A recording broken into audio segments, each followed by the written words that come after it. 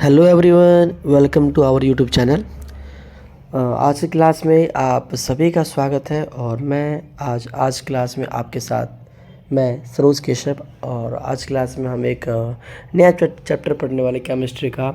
इस चैप्टर का नाम आपको दिखाई दे रहा है इंटरफेस पे, मेटल एंड नॉन मेटल्स के बारे में। Okay, so let us start metal and non metal. जैसे कि मेटल और नॉन मेटल के बारे में आप छोटे क्लास में भी, इससे जो प्रीवियस क्लास है 9th में तो नहीं, इवन 8th में आपने पढ़ा होगा, इवन 7th में भी थोड़ा सा, कि मेटल एंड नॉन मेटल क्या होता है। बट उस क्लास में हम क्या पढ़ते हैं कि वहाँ तक हमारा जो होता है फिजिकल लेवल पे होता है, जैसे मेटल्स को फिजिकल के बेसिस पे हम बात करते हैं वहाँ पे। ओके, केमिकल के बेस पे लगभग हो सकता है 1-2 टॉपिक हो, बट डिटेल में हम नहीं बात करते थे 7th या 8th में। ओके, सो हम 10th में हम देखेंगे कम्प्लीटली फिजिकल बेसिस पे भी हम मेटल और नॉन मेटल को नॉन मेटल को अलग करने की कोशिश करेंगे, और केमिकल प्रॉपर्टीज़ के बेस पे भी हम इसको देखेंगे।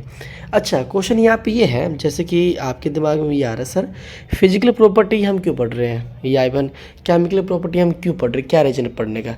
एक्चुअली बेटा यहाँ पे ये बताया जा रहा है कि मेटल और नॉन मेटल्स को हमें मतलब एक अलग ग्रुप में रखना है। ठीक है, मतलब हमें कम्प्लीटली हम कह सकते हैं एक अलग सेट में रखना है। ओके, तो हम मेटल किस तरह डिस्टिंग्विश कर सकते हैं अगर मैं फिजिकल बेसिस पे यहाँ पे करता हूँ, जैसे कि अभी हम करेंगे भी, देखना आप किस तरह से बहुत सारा एक्सेप्शन केस यहाँ पे आएगा मेटल और नॉन मेटल के ऊपर। क्यों ऐसा हो रहा है, क्योंकि कुछ जो प्रॉपर्टी मेटल में शो करता है वही प्रॉपर्टी आपका, मतलब कि जो प्रॉपर्टी मेटल में शो करता है और वही property as it is non metal में प्रॉपर्टी शो करता है, तो कहीं ना कहीं यहाँ पे एक्सेप्शन का केस हमारे पास आ जाएगा। ओके, तो देखते लेट अस सी। उसके बाद हम देखेंगे यहाँ पे, इसके बाद हम करेंगे केमिकल प्रॉपर्टीज़ के ऊपर। ओके नो, तो सो हम आज क्लास में physical properties metal non metals के बारे में हम स्टडी करेंगे, डिस्कस करेंगे, और हो सके तो हम थोड़ा सा केमिकल प्रॉपर्टी के ऊपर थोड़ा सा पॉइंट हम डिस्कस करेंगे। ओके, तो let us start the chapter. Start करते हैं हम चैप्टर को। तो चैप्टर है हमारा मेटल एंड नॉन मेटल्स। तो मेटल एंड नॉन मेटल की जो प्रॉपर्टी होती है, जैसे कि आपको यहाँ पे दिखाई भी दे रहा होगा, कुछ चीज़ सॉलिड दिखाई दे रहा है आपको, है ना। सो हम बात करें यहाँ पे फिजिकल स्टेट। तो फिजिकल स्टेट का मतलब क्या होता है, ध्यान सुनो। फिजिकल का मतलब है कोई भी चीज़ कैसे दिखाई देता है, अपीयरेंस कैसा है उसका। ओके, सो और जैसे कि आप देखिए, with the exception of mercury and gallium which are liquid at room temperature, metals are solid at room temperature. जैसे कि मेटल्स के बारे में कहा गया है कि जो भी मेटल्स होते हैं वो सारे के सारे सॉलिड होते हैं eight room temperature. Room temperature का मतलब होता है लगभग 18-19-20 डिग्री सेल्सियस से लेकर लगभग 27 डिग्री सेल्सियस तक लगभग माना जाता है। ओके, इसको हम रूम टेम्परेचर कहते हैं। तो रूम टेम्परेचर के ऊपर जितने भी मेटल्स होते हैं सारे यहाँ पे क्या होते हैं, सॉलिड होते हैं। ओके ना, आगे हम बात करें यहाँ पे। तो दूसरा प्रॉपर्टी लस्टर, जो भी मेटल्स होते हैं काफ़ी लस्टर होते हैं, काफ़ी चमक होते हैं। तो property of metals which makes the light reflect from their surface is called luster. Okay, तो जैसे कि आपने देखा होगा, जैसे आयोडीन भी होती है, काफ़ी चमक होती है उसके अंदर। ओके, आयोडीन भी होता है, गोल्ड होता है, सिल्वर होता है, ये भी क्या चमक होता है। जैसे लस्टर, ये जो प्रॉपर्टी होती है नॉन मेटल के अंदर होता है। आयोडीन किसका पार्ट है, नॉन मेटल का, उसके अंदर भी लस्टर्स होते हैं। ओके, सो लस्टर जैसे सिल्वर है, गोल्ड है, ये कितने चमक होते हैं इसके अंदर ना, जिसे हम लस्टर कहते हैं। मेलेबिलिटी का मतलब क्या होता है, मेलेबिलिटी का मतलब होता है कि जैसे कि कोई भी मेटल है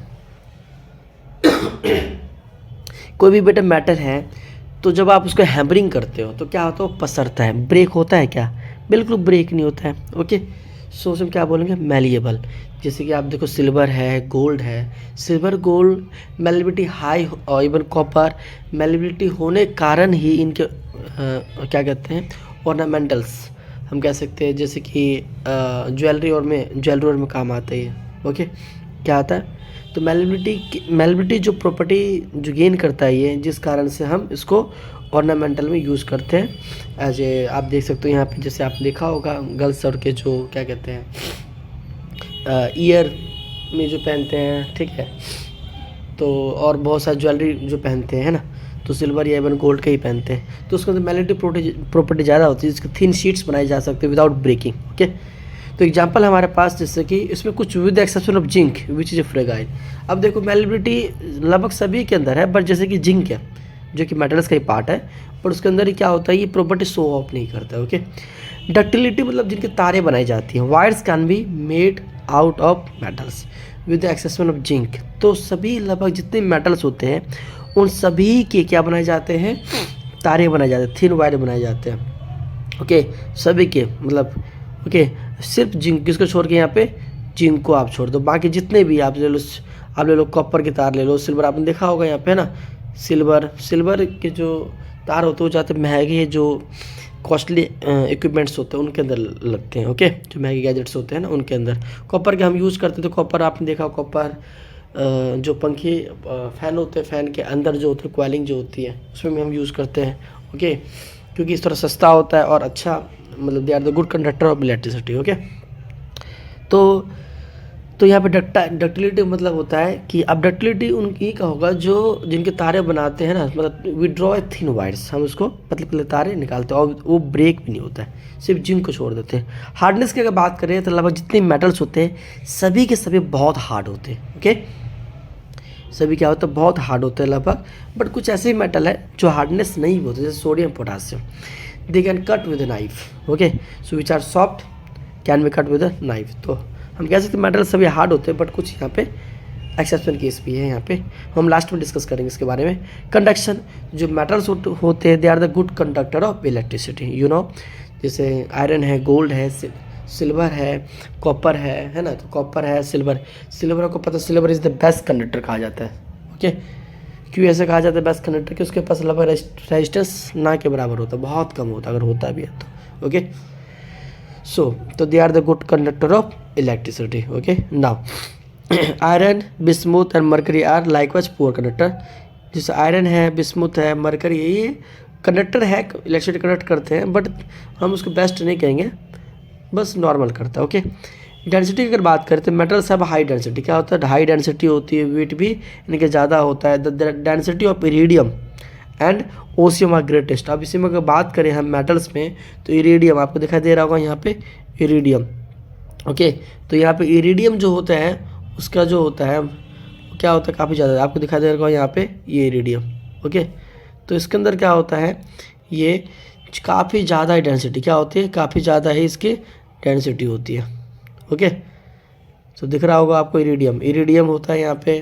ओके, इससे अगर बात करें तो लिथियम, क्या होता है, इरिडियम लिथियम के अंदर क्या होता है, डेंसिटी लगभग काफ़ी ज़्यादा ही होती है इसके अंदर। ओके, ना अब मेल्टिंग बॉइलिंग पॉइंट की अगर बात करें तो मेटल्स के मेल्टिंग पॉइंट और बॉइलिंग पॉइंट काफ़ी ज़्यादा ही हाई होते हैं। ओके, बट इसमें भी कुछ एक्सेप्शन केस है, जैसे कि हमारे पास सोडियम पोटासियम, आपने पढ़ा होगा पहले, सोडियम पोटासियम जो तो हार्ड नहीं होते, इसका तो मेल्टिंग पॉइंट और बॉइलिंग पॉइंट क्या होता है, काफ़ी कम होते हैं। अब टंगस्टन की बात करें तो टंगस्टन जो कि मेटल है, इनका क्या होता है, बहुत ज़्यादा क्या होता है, इनका बहुत ज़्यादा ही दिख रहा होगा आपको, है ना, ये तो टंगस्टन क्या होता है, बहुत ज़्यादा मेल्टिंग पॉइंट होता है इनका।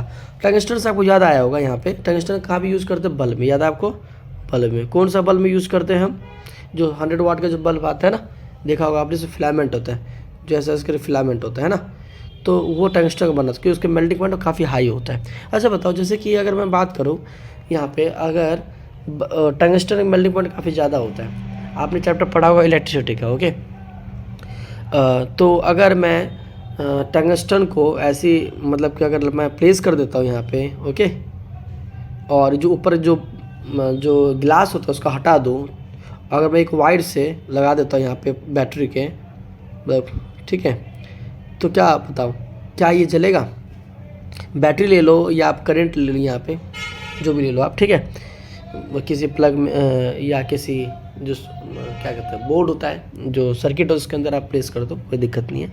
तो क्या ये जलेगा, बट ये क्या होगा, बिल्कुल ही तुरंत, मतलब कि हम कैसे फ्यूज़ हो जाएगा, क्यों हो जाएगा, क्योंकि जो बल्ब के अंदर क्या होता है, गैसेस पाए जाते हैं, कौन सा, हीलियम गैस और नियोन गैस पाए जाते हैं, आर्गन गैस हम कह सकते हैं, नियोन आर्गन गैस खास करके पाए जाते हैं, जो कि उसको ऑक्सीडेशन होने से बचाते हैं। और जैसे ही वो एयर के कांटेक्ट, अब देखो जैसे वो बल्ब हट गया तो एयर के कांटेक्ट में आ गया, ऑक्सीडेशन हो गया और वो मेल्ट हो जाएगा। तो टंगस्टन जो होता है उसका मेल्टिंग पॉइंट काफ़ी ज़्यादा होता है, जो कि बल्ब में यूज़ करते हैं। ओके, नाउ एलॉय फॉर्मेशन आपको पता है, मेटल जो होते हैं 2 या 3 मेटल को मिक्स करके हम क्या बनाते हैं, एलॉय बनाते हैं। और एलॉय कौन सा मिक्सचर है, होमोजेनियस मिक्सचर है।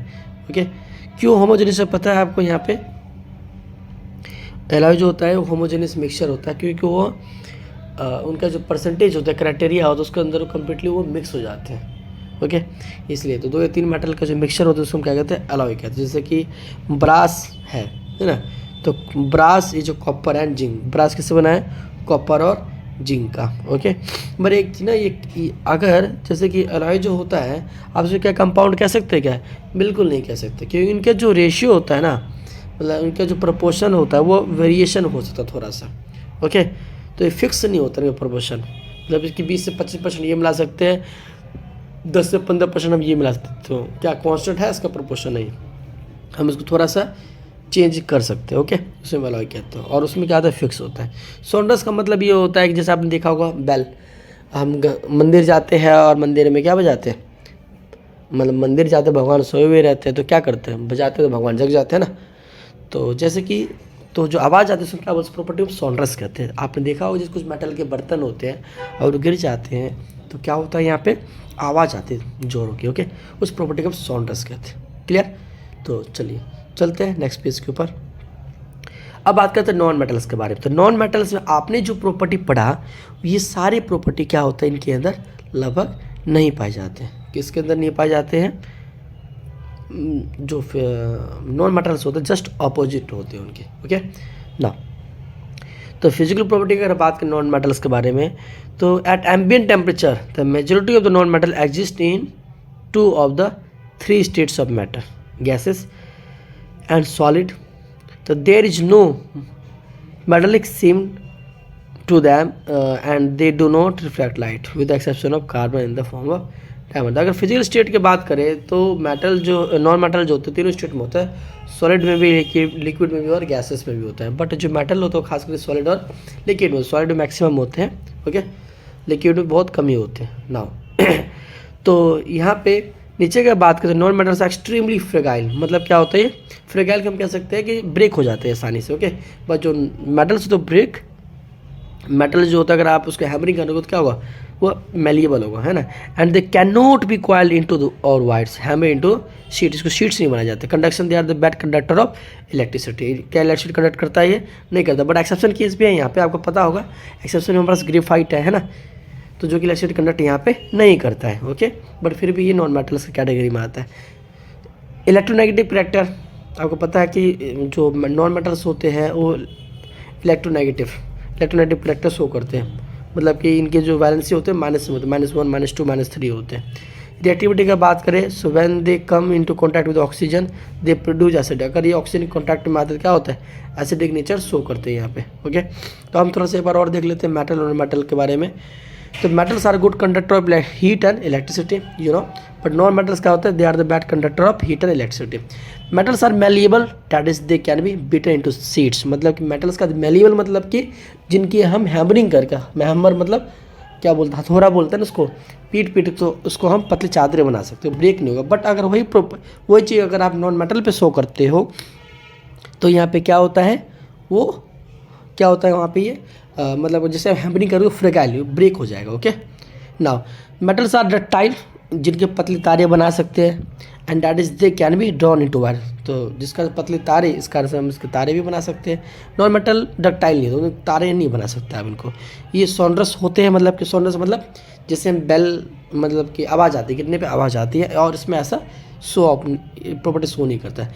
मेटल्स का मेल्टिंग पॉइंट भी क्या होता है? हाई होता है। नॉन मेटल्स का नहीं होता है। Metals have high tensile strength due to high attraction between molecule. अब मेटल्स क्या होता है? टेंसाइल स्ट्रेंथ बहुत ज़्यादा होता है। ओके, जैसे कि बहुत मजबूत होता है, क्योंकि मॉलिक्यूल्स के अंदर जो फोर्स है वो काफ़ी ज़्यादा है। और नॉन मेटल्स क्या होता है? टेंसाइल स्ट्रेंथ बहुत वीक होता है, मतलब कि अंदर का जो मॉलिक्यूलर फोर्स ऑफ अट्रैक्शन है वो बहुत वीक होता है। मेटल्स हैव हाई डेंसिटी होती है, non metals have low density होती है। क्या होती है यहाँ पे? डेंसिटी बहुत कम होती है यहाँ पे। ओके, तो आगे हम यहाँ पे बात करते हैं